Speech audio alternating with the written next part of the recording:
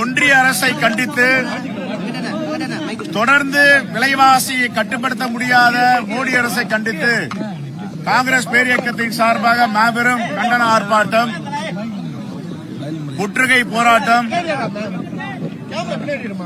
வரலாறு காணாத வகையில் 2000க்கு மேல் ஒரு சிலிண்டர் விலை விற்கப்படுகிறது.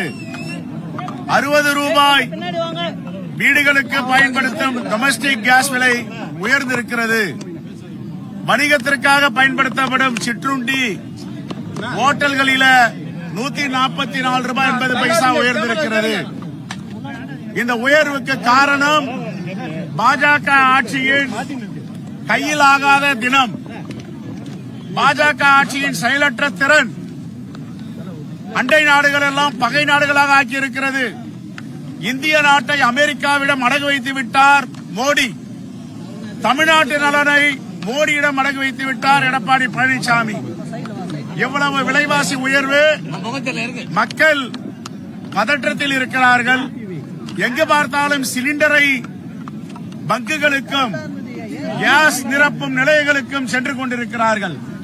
நம்முடைய தாய்மார்கள், பெரியவர்கள், நம்முடைய வீட்டு பெண்கள், இளைஞர்கள் எல்லாம் சிலிண்டரை சுமந்து சென்று கொண்டிருக்கிறார்கள். இந்த அளவிற்கு ஆளாக்கிய மோடி அரசை கண்டிக்கிறோம். ஆனால் இவ்வளவு பதட்டமாக தமிழ்நாட்டில் மிகப்பெரிய சங்கடத்தில் மக்கள் இருக்கிறார்கள். ஆனால் இதுவரை எடப்பாடி பழனிசாமி அவர்கள் எதிர்க்கட்சி தலைவராக இருக்கிறார், ஏன் வாய் திறக்கவில்லை? கண்டிக்க வேண்டாம். உங்களுக்கு அச்சம் இருக்கிறது, பயம் இருக்கிறது மோடியை பார்த்து. எங்களை போன்ற உங்களால் போராட முடியாது, அந்த வலிமை இல்லை, முதுகெலும் இல்லை.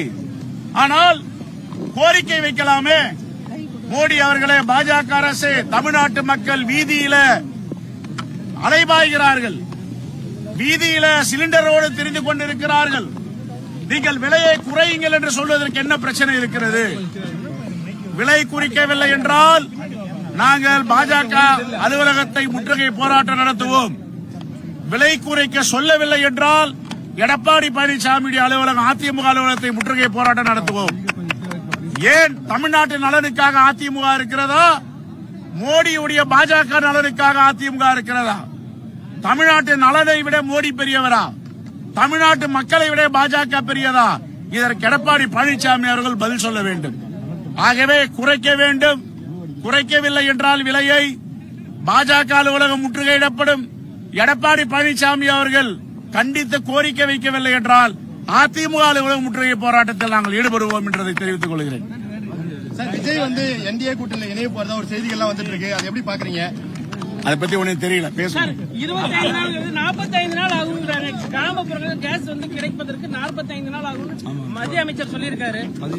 இந்திய வரலாற்றில் இதுவரை இல்லாத அளவிற்கு விலைவாசி உயர்வு, தட்டுப்பாடு.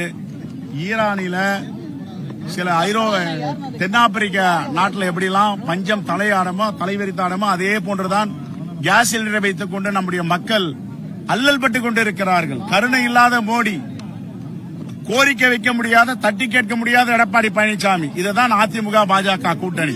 இந்த 5 மாநில தேர்தலில் மிகப்பெரிய படிப்பினையை தமிழ்நாட்டு மக்களும், அசாம் மக்களும், மேற்கு வங்க மக்களும், பாண்டிச்சேரி மக்களும், கேரளா மக்களும் கொடுக்க போகிறார்கள். பாலியல் வன்கொடுமை தொடர்ந்து நடைபெற்று வருது, சொல்லிட்டே இருக்காங்க. எங்க வருது? இது வரைக்கும் எத்தனை கப்பல் வந்திருக்கு? பதட்டம் அடைய வேணான்றாரு. பதட்டம் இல்லாம இருக்குமா? நாமெல்லாம் வீட்டுல இருக்கிறவங்க எல்லாம் கேஸ் சிலிண்டரோட அலைஞ்சிட்டு இருக்காங்க.